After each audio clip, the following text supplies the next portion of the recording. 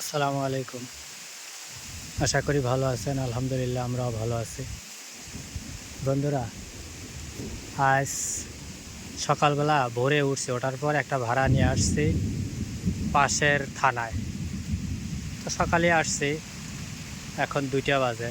নামাজ পড়ে বের হইলাম। বের হওয়ার পরে গাড়িতে এসে বসছি, আর দেখেন তুমুল হারে বৃষ্টি, সেই ডাকাডাকিও করতেছে।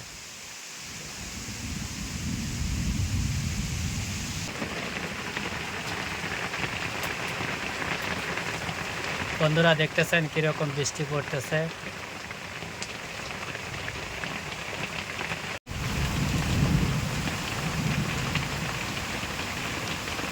বন্ধুরা, সুন্দর একটা মসজিদ পাইছি পাশেই। মসজিদের বারান্দায় এসে আমি বসলাম। দেখা যাক, এখন বৃষ্টি যেহেতু হচ্ছেই, কিছু তো করার নাই। গাড়ির ভিতর থাকাটাও একটু রিস্ক, যেহেতু সিএনজি। এই জন্য আর কি মসজিদের ভিতরে এসেলা বসলাম। দেখতেছেন তো বন্ধুরা কীরকম বৃষ্টি হচ্ছে, সাথে কিন্তু বাতাসও সেই রকমের বাতাস। আকাশটাও অনেক গর্জন করতেছে।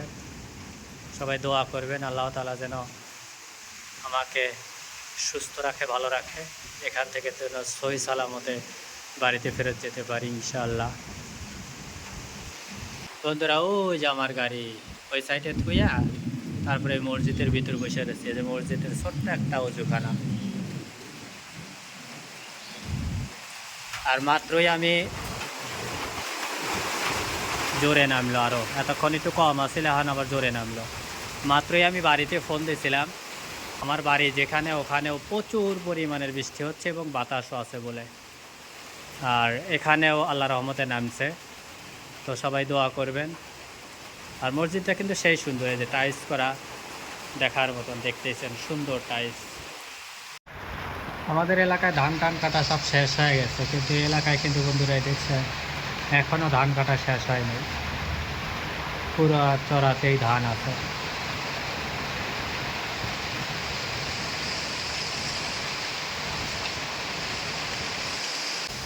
দেখেন মুরগিটা বাচ্চাকে নিয়ে কত সুন্দরভাবে বসে আছে। আসলে মা বাবা এরা সবসময় সন্তানদের ভালো চায়। পাখনার নিচে সবটিরে নিয়ে রাখছে এবং পাশেও দুই একটা আছে, যেন ডাকাডাকি করতেছে, যেহেতু ওরা যেন ভয় না পায়। অথচ কিন্তু নিজের জীবন কিন্তু বিপন্ন হওয়ার সম্ভাবনা থাকেই, যেহেতু সে বাইরেই রয়েছে। নিজে ভিজতেছে কিন্তু তার সন্তানদেরকে কিন্তু ভিজতে দিতেছে না।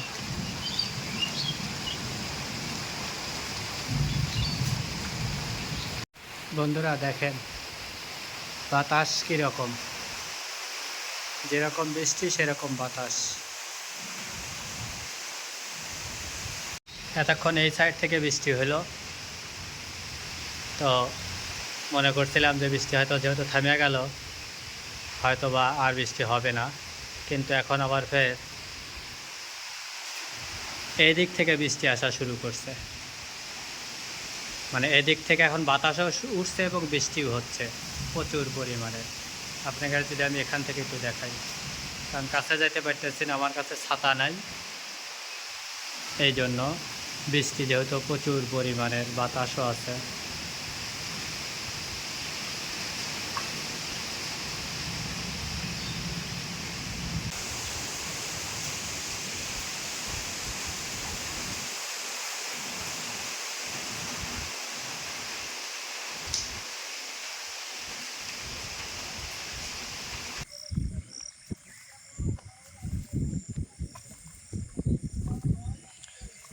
বন্ধুরা, টানা 1 ঘন্টা বৃষ্টির পর বৃষ্টি থামছে।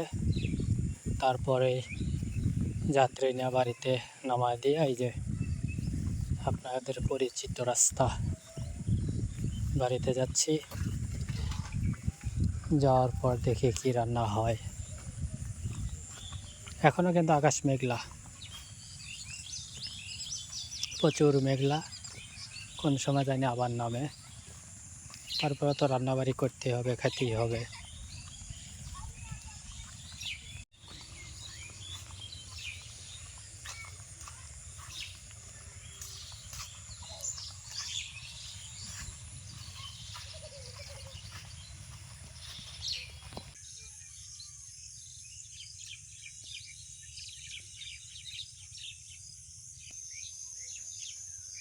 সূর্য অস্ত চলে যেতেছে আর একটু পরেই, অল্প কিছুক্ষণের ভিতরেই মাগরিবের আজান দেবে।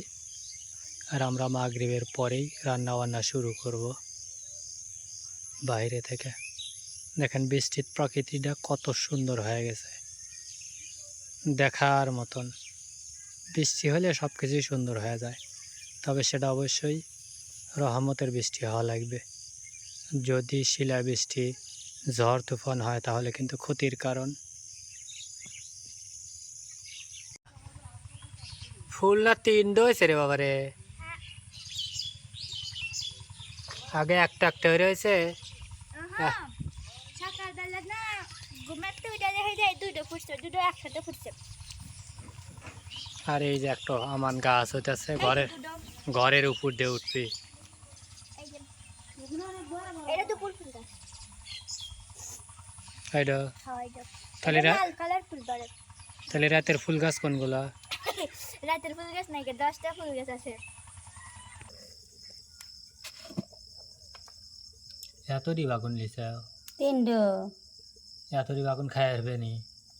ইটা নিয়ে জানা বাগুন ভাজা সদের গুড়ে আটকে গেছে।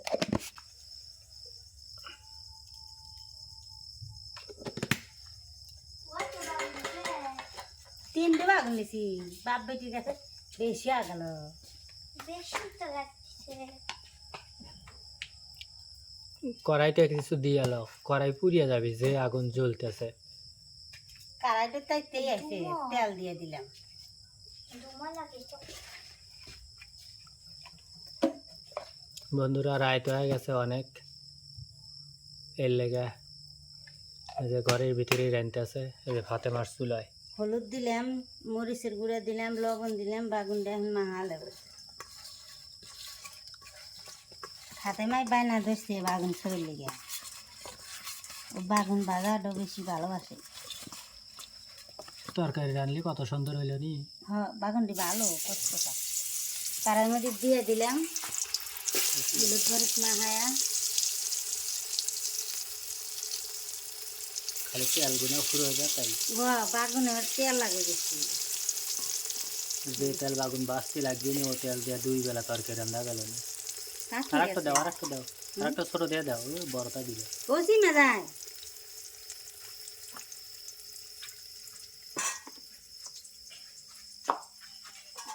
বন্ধুরা এই যে ঘরের কোনায়, বাইরে ফুল অন্ধকার তো রাত হয়ে গেছে, যে গেটের ভিতর দিয়ে দেখতেইছেন।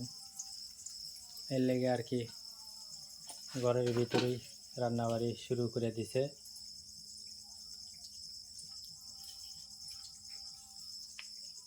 সেটা রান্না দিতে হ্যাঁ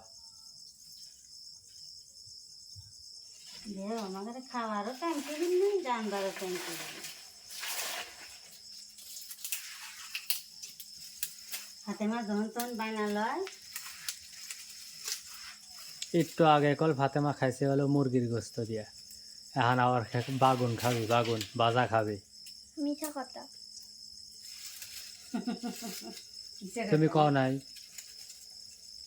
তাই কেছে। হ্যাঁ তাই কি হয়েছে, মানে মুরগির গোস্ত দিয়া, মুরগির গোস্ত গুলো আমার খায় না মানুষের, আমার ছোট চাচির, ওই যে ফাতেমার দাদির, মানে ওই যে ফাতেমার চাচি ক্লিপের লেগে আসছিল আমার ছোটো ভাই বয়ে। আর বাড়ির থেকে পরে মানুষজন যেহেতু আসছে, রান্নাবাড়ি হয়েছে, তো ওখান থেকে তরকারি আমার কাছে দিছিল, সেইগুলো দিয়ে ফাতেমাও খাইছে, আমিও খাচ্ছি অল্প একটু, তাই না ফাতেমা? কিন্তু ফাতেমা এখন আবার ফের বাগুন ভাজা খাবি, বাগুন ভাজা দিয়ে তরকারি, কি কয় ভাত খাবি, বাগুন ভাজা দিয়ে তরকারি খাবি। এর লেগে আর কি যে বাগুন বাজতে আছে এখন।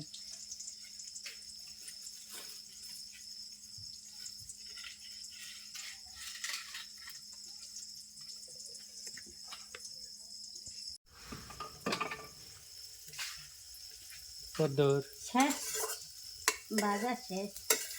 বাগুন ভাজা শেষ। আমি একটু ঘরে গেছিলাম তো, আর দেখেন এই যে বাগুন ভাজা শেষ করে হালাইছে। মোট 3টে বাগুনই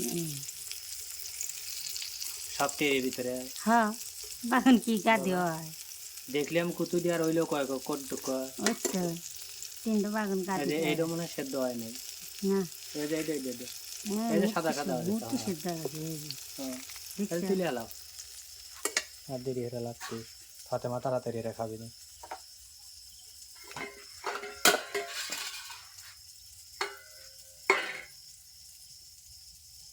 ভাজা দেওয়া গেছে আমি তুলে নিলাম। কত বাগুন দেখা গেছে বাপ বেটি গলা উপরে দিল যা চাক ভাজা। চাক বাজা সেই সুন্দর, কিন্তু মানে ঝটপট রান্নার যেটা পদ্ধতি সেইটাই, একদম তাড়াহুড়ো করে, যেখানে কোনো দেরি বা সময় লাগবে এরকম কিছু এই না। তো সিদ্ধ একবার ইয়ে গেছে। সেদ্ধ একবার গলে গলে আমার যেতেছে। বাগুন গুলো ভালো। লাও লাও এই যে এগুলো গোছা লাও। একটুখানি বাগুন বাইজ পেলে কুতুরি নামাইছে। লাগে তো কাম তো কাম নেই।